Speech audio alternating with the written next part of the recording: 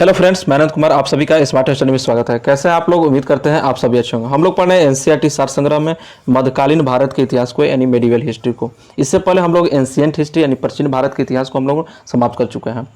आपने नहीं देखा है तो जस्ट जाइए वीडियो के बाद और वहाँ से प्लेलिस्ट से सभी वीडियो को वहाँ से आप देख लीजिए। चलिए आज हम लोग देख ले हैं, आज इस वीडियो में हम लोग कौन सा टॉपिक देखने वाले हैं। आगे जाने से पहले अगर इस चैनल पर नए हैं तो चैनल को सब्सक्राइब कर लीजिए और बेल आइकन का बटन दबा लीजिए, जिससे नोटिफिकेशन जो है आपके पास पहले पहुंचेगा। ठीक है, चलिए हम लोग टॉपिक पर चलते हैं। तो आज हम लोग का पहला टॉपिक है मुगलकालीन प्रशासन। मुगलकालीन प्रशासन का पहला क्वेश्चन देख लेते हैं। आपका क्या दिया हुआ है? पहला क्वेश्चन आपका दिया हुआ है कि किस शासक ने राम सीता की आकृतियों वाले रामसीय देवनागरी लेख से युक्त सिक्के चलवाए थे? तो अकबर ने चलवाए थे। मुगल शासन में प्रचलित तांबे का सिक्का क्या कहलाता था? तो दाम कहलाता था। मुगल प्रशासन के अंतर्गत जिले को किस नाम से जाना जाता था? तो सरकार। मध्यकाल में बटाई शब्द का अर्थ क्या था? तो आपका बटाई शब्द का अर्थ था कि लगान निर्धारण की विधि। नोट में दिया हुआ है कि विद्वानों को दी जाने वाली राजस्व मुक्त अनुदान भूमि को मुगल प्रशासन में मदद ए मास शब्द से इंगित किया जाता था। नेक्स्ट क्वेश्चन कि दिल्ली का वह शिक्षा केंद्र जो मदरसा ए बेगम कहलाता था किसके द्वारा स्थापित किया गया था? तो माहम अनगा द्वारा। मुगलकालीन भारत में राज की आय का प्रमुख स्रोत क्या था? तो भू राजस्व था। किस मुगल सम्राट ने तंबाकू के प्रयोग पर प्रतिबंध लगाया था? तो जहांगीर ने। किस विदेशी यात्रियों को मुगल सेना में किसे चिकित्सक नियुक्त किया गया था? तो निकोलाओ मनुची को। मुगल काल में सेना का प्रधान कौन था? तो मीर बख्शी। मनसबदारी प्रथा, ठीक है, मनसबदारी प्रथा जो है यह इसके संस्थापक अकबर थे। प्रारंभ 1575 ईस्वी में हुआ था। अर्थ क्या था? तो पद या श्रेणी। उद्देश्य था प्रशासन का संचालन। अकबर की मनसबदारी व्यवस्था किस पर आधारित थी? तो मंगोलों की दशमलव पद्धति पर आधारित थी। चलिए नेक्स्ट क्वेश्चन की ओर। मुगल काल में राज अधिकारियों को वेतन के रूप में जो भू राजस्व आवंटित किया जाता था उसे क्या कहा जाता था? तो जागीर। मनसबदारी के संदर्भ में दू अस्पा यानी जिनके पास 2 घोड़े तथा सी अस्पा यानी जिनके पास 3 घोड़े व्यवस्था को लागू करने वाला मुगल शासक कौन था? तो आपका जहांगीर था। फिर नोट में दिया हुआ है कि जात किसी मनसबदार के व्यक्तिगत वेतन और उसके दर्जे का सूचक था और सवार उसके द्वारा रखे जाने वाले घुड़सवारों की संख्या का एक सूचक था। चलिए नेक्स्ट क्वेश्चन की ओर। अगला क्वेश्चन कि मुगल कालीन और उच्च अधिकारी दिया हुआ है, मैंने आपका जो विभाग दिया हुआ है और किससे संबंधित है, क्या बात है उसमें। तो दीवान ए इंसा जो विभाग जो है ये सुल्तान के आदेश को लिखने एवं डाक संबंधी कार्य होता था। दीवान ए वजारत क्या था विभाग? तो लगान, उसके बाद अर्थव्यवस्था और राज्य के आय व्यय और मंत्रियों के कार्यों की देखरेख के लिए यह विभाग बनाया गया था। दीवान ए कजा यह न्याय विभाग था। काजी उल कुजात। दीवान ए बरीद विभाग जो था यह गुप्तचर विभाग बरीद ए मुमालक के अधीन था। दीवान ए आरिज यह सेना की भर्ती और रसद और शिक्षा संगठन की देखरेख के लिए था। दीवान ए रिसालत यह विदेश विभाग था। मुहतसिब यह प्रजा के नैतिक आचरण को नियंत्रित करता था। वाकिया नवीस जो विभाग जो था यह समाचार लेखक से संबंधित था। खुफिया नवीस यह गुप्त पत्र लेखक होते थे। दरोगा ये डाक यह गुप्तचर विभाग का प्रमुख होता था और इसके अतिरिक्त यह पत्र व्यवहार का प्रभारी भी होता था। दीवान ए तन यह वेतन और जागीरों से संबंधित मामलों का निपटारा करता था। दीवान ए तन विभाग। मीर आतिश विभाग जो था यह शाही तोपखाने का प्रधान था। मीर ए बहर जो विभाग जो था यह जल सेना का प्रधान होता था। ठीक है। हरकारा ए जासूस व संदेशवाहक दोनों होते थे हरकारा विभाग में। मितिक्षी क्या है? मितिक्षी नहीं है, वितिक्षी। अकबर ने अपने शासनकाल के 19वें वर्ष दरबार की सभी घटनाओं और खबरों को लिखने हेतु इनकी नियुक्ति की गई थी। अगला है मुशर्रिफ जो विभाग जो था किससे संबंधित था? यह राज्य की आय व्यय का लेखा जोखा रखता था। नाजिर ए बयूतात यह शाही कारखानों का अधीक्षक होता था। याद रखिएगा, मिलान करने के लिए आपको दे दिया जाता है। अगला क्वेश्चन दिया हुआ है कि अनवर ए सुहेली नामक ग्रंथ किस भारतीय ग्रंथ का अनुवाद है? तो पंचतंत्र। ठीक है, किसका है? आपका पंचतंत्र है।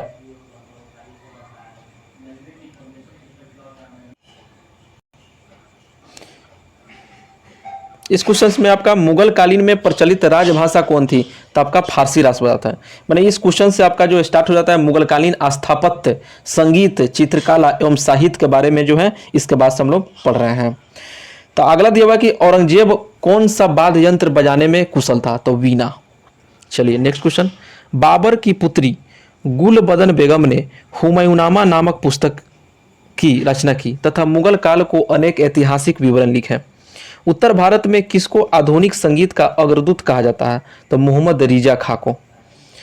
दस्तान ए अमीर हमजा का चित्रांकन किसके द्वारा किया गया, तो ये जो है अब्दुल समद के द्वारा। अगला क्वेश्चन दिया हुआ है कि राजकवि और शासक देख लेते हैं। राजकवि आपका और शासक, पहला राजकवि जो है मुला गजाली मसदरी, इसके शासक अकबर। जो है राजकवि जो है मैंने किस शासन में था वही दिया हुआ है। तालिब ए अमूली जो राजकवि थे जहांगीर के दरबार में था।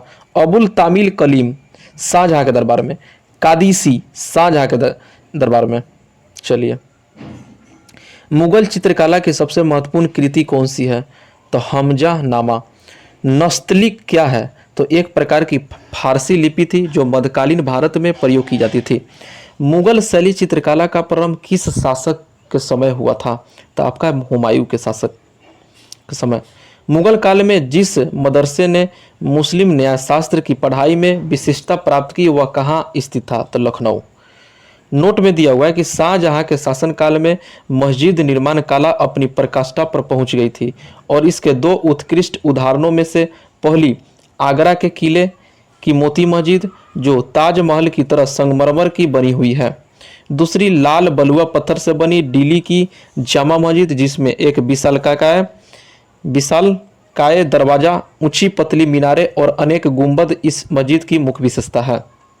ठीक है, मुगल स्थापत्य के प्रमुख उदाहरण देख लेते हैं।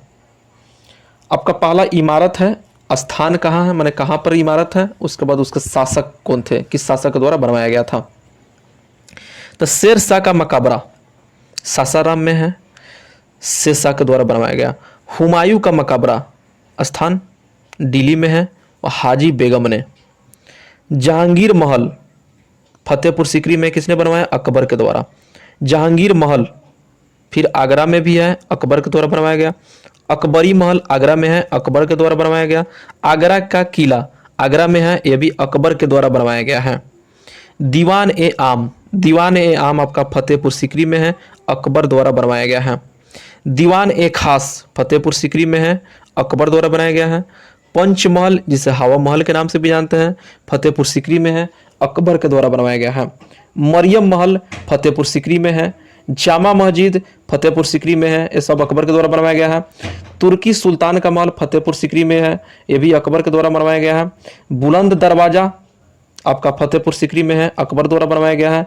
अकबर का मकबरा सिकंदराबाद में है, जहांगीर के द्वारा बनवाया गया है। इत्माउद्दौला का मकबरा आगरा में है, नूरजहां ने बनवाया है। जहांगीर का मकबरा आपका शाहदारा लाहौर में है, नूरजहां ने बनवाया है। दीवान ए खास आगरा में है, शाहजहां के द्वारा बनवाया गया है। दीवान ए आम आगरा में है, शाहजहां के द्वारा बनवाया गया है। अगला है कि शीश महल भी आपका आगरा में है, शाहजहां के द्वारा बनवाया गया है।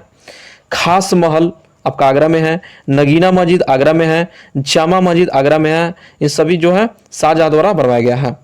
मच्छी भवन आगरा में है जो कि शाहजहां ने द्वारा बनवाया गया है। लाल किला दिल्ली में शाहजहां के द्वारा। मोती मस्जिद आगरा में शाहजहां के द्वारा। जहानाबाद का किला मतलब जहानाबाद दिल्ली में है, यह शाहजहां के द्वारा बनवाया गया है। जामा मस्जिद, दीवान ए आम, दीवान ए खास, ये सभी दिल्ली में है और शाहजहां के द्वारा बनवाया गया है, जो याद रखिएगा। चलिए अगला जो है मुगल कालीन साहित्य देख लेते हैं। पुस्तक है, भाषा है, किस भाषा में और उसके लेखक कौन है। तो पहला आपका है रामायण। रामायण को फारसी भाषा में अनुवाद बात करें तो बदाऊनी के द्वारा किया गया, लेखक का नाम बदाऊनी। भगवत गीता फारसी भाषा में जो लिखा है राजा टोडरमल के द्वारा। योग वशिष्ठ फारसी भाषा में दारा सिको के द्वारा लेखन किया गया है। अथर्ववेद आपका फारसी भाषा में जो है सरहिंदी के द्वारा लेखन कार्य किया गया है। पंचतंत्र फारसी भाषा को किसने लिखा, मौलाना शाह मोहम्मद साहबादी। लीलावती जो फारसी भाषा जो है फैजी के द्वारा लिखा गया है। कालिया दमन फारसी भाषा में अबुल फजल के द्वारा। 52 उपनिषद फारसी भाषा में लिखा गया है दारा सिकोह के द्वारा। अकबरनामा फारसी भाषा में किसने लिखा? तो अबुल फजल। बाबरनामा जो फारसी भाषा में लिखा गया है, अब्दुल रहीम खाने खाना के द्वारा बाबरनामा लिखा गया है। हुमायूंनामा यह फारसी भाषा में गुल बदन बेगम के द्वारा लिखा गया है। तुजुके बाबरी जिसे बाबरनामा यह तुर्की भाषा में है और बाबर के द्वारा लिखा गया है। तुजुके जहांगीरी यह फारसी भाषा में है, यह जहांगीर उसके बाद मोतमद खा और मोहम्मद हादी के द्वारा लेखन कार्य किया गया है। अगला जो है कि मुंतखब उल तवारीख यह फारसी भाषा में जो है यह अब्दुल कादिर बदाउनी के द्वारा लिखा गया है। इकबालनामा ए जहांगीरी फारसी भाषा में किसने लिखा है? तो मोतमीद खा बख्शी। मासिरे जहांगीरी यह फारसी भाषा में ख्वाजा कामगार द्वारा लिखा गया है। तबकाते अकबरी फारसी भाषा में निजामुद्दीन अहमद के द्वारा लिखा गया है। शाहजहांनामा फारसी भाषा में इनायत खान ने लिखा है। नुस्खा ए दिलकुशा फारसी भाषा में खफी खा के द्वारा लिखा गया है। अगला दिया हुआ है कि आलमगीरनामा फारसी भाषा में किसने लिखा है? तो मिर्जा मोहम्मद कासिम। मासिर ए आलमगीरी फारसी भाषा में किसने लिखा है? तो साकी मुस्तैद खा। फातवा ए आलमगीरी फारसी भाषा में शेख निजामुद्दीन अहमद के द्वारा। उसके बाद पदशाहनामा फारसी भाषा में तो मोहम्मद अमीन, क्या है? मोहम्मद अमीन। देखिए सभी जितने भी पुस्तक जो दिखाया गया है या फारसी भाषा में इसका अनुवाद जो है लेखन द्वारा किया गया है। ठीक है, चलिए। मुगल काल एकमात्र गुंबद विहीन मकबरा कौन सा है? तो अकबर का मकबरा। नोट में दिया हुआ है कि जहांगीर के शासनकाल के अंतिम वर्षों में केवल संगमरमर की इमारतें बनवाएं और दीवारों को अर्ध मूल्यवान पत्थरों से बनी फूल पत्तियों की आकृतियों से सजाने का चलन आरंभ हुआ। सजावट की इस पद्धति को पित्रादूरा कहते हैं। पित्रादूरा। चलिए नेक्स्ट क्वेश्चन की ओर चलते हैं। हुमायूं का मकबरा से महत्वपूर्ण तथ्य देख लेते हैं। मकबरे का निर्माण 1565 ईस्वी में हुमायूं की पत्नी हमीदा बानो बेगम ने प्रारंभ करवाया। दोहरे गुंबद वाला यह भारत का पहला मकबरा है। 4 बाग पद्धति का प्रयोग पहली बार हुमायूं के मकबरे में हुआ, जबकि भारत में पहला बाग युक्त मकबरा सिकंदर लोदी का मकबरा था। चलिए अगला क्वेश्चन। इस मकबरे को ताजमहल का पूर्वगामी माना जाता है। ठीक है। हुमायूं के मकबरे में दफनाए गए मुगल घराने के लोगों में हाजी बेगम, हमीदा बानो बेगम, हुमायूं की छोटी बेगम दारा सिको, जहादर शाह, फरुखसियर और रफ़ी उद दुर्जात और आलमगीर द्वितीय प्रमुख है। हुमायूं के मकबरा से सब महत्वपूर्ण तथ्य है। चलिए नेक्स्ट में। दिल्ली के अंतिम मुगल बादशाह बहादुर शाह जफर और उसके 3 शहजादों को अंग्रेज लेफ्टिनेंट हडसन ने 1857 ईस्वी में हुमायूं के मकबरे से गिरफ्तार किया था। अगला क्वेश्चन कि जहांगीर के शासनकाल में प्रसिद्ध चित्रकार मंसूर को किस उपाधि से सम्मानित किया गया? तो नादिर उल उस्र। प्रसिद्ध संगीतज्ञ तानसेन का मकबरा कहाँ स्थित है? तो ग्वालियर में। रामचंद्रिका एवं रसिक प्रिया की रचना किसने की थी? तो केशव दास ने किया था। अगला नोट में दिया हुआ है कि फतेहपुर सीकरी का निर्माण लगभग 15 वर्षों में हुआ था और इसके महत्वपूर्ण भवन खास महल, हवा महल, हिरन मीनार, दीवान ए आम, दीवान ए खास, जोधाबाई का महल, शेख सलीम चिश्ती का मकबरा, पंच महल, बुलंद दरवाजा और बीरबल का महल इत्यादि है। अगला क्वेश्चन कि मुगल चित्रकारी किसके शासनकाल में अपनी प्रकाष्ठा पर पहुंची? तो जहांगीर के शासनकाल में। मुगल चित्रकला शैली में किन शैलियों का सम्मिश्रण है? तो भारतीय, ईरानी एवं फारसी शैलियों का। पित्रादूरा तकनीक का प्रयोग किसके मकबरे में हुआ जो ईरानी शैली में निर्मित है? तो एतमाउद्दौला। अगला नोट की पहाड़ी school, Rajput school, Mughal school और कांगड़ा स्कूल चित्रकला की विभिन्न शैलियों को प्रदर्शित करते हैं। ठीक है। संस्कृत में अल्योनिषद नामक एक छोटे उपनिषद की रचना किसने करवाई थी? तो अकबर के द्वारा हुआ था। चलिए नेक्स्ट पेज पर देखिए। नोट में दिया हुआ है कि भारतीय शास्त्रीय संगीत का फारसी में सबसे अधिक पुस्तक की रचना औरंगजेब के शासन काल में हुई थी। किसके काल में? औरंगजेब के शासन काल में हुई थी।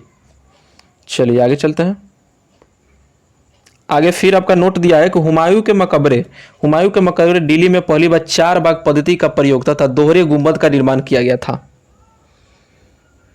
अगला फिर नोट में दिया हुआ है कि मुगल मिश्रित सैनिक टुकड़ियों में ईरानी, तुरानी, मुगल, भारतीय, अफगान व मुसलमान समान संख्या में रखने की व्यवस्था थी।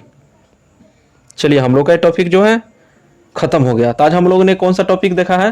तो आज हम लोग देखे मुगल कालीन स्थापत्य संगीत को देखा है, चित्रकला एवं साहित्य को भी देखा है, और मुगल प्रशासन को हम लोगों ने, इन सभी टॉपिक को आज हम लोग देखा है। ठीक है, वीडियो आप लोगों को कैसा लगा कमेंट के द्वारा बताइए, और वीडियो को ज़्यादा से ज़्यादा शेयर कीजिए अलग अलग ग्रुपों में, जिससे अधिक से अधिक बच्चे जो है हमसे जुड़ पाए। ठीक है, और चैनल को सब्सक्राइब जरूर कर लीजिएगा, बेल आइकन का बटन तो दबा ही लीजिएगा। ठीक है, चलिए मिलते हैं फिर नए टॉपिक में, नए वीडियो में। तब तक के लिए वीडियो देखने के लिए धन्यवाद।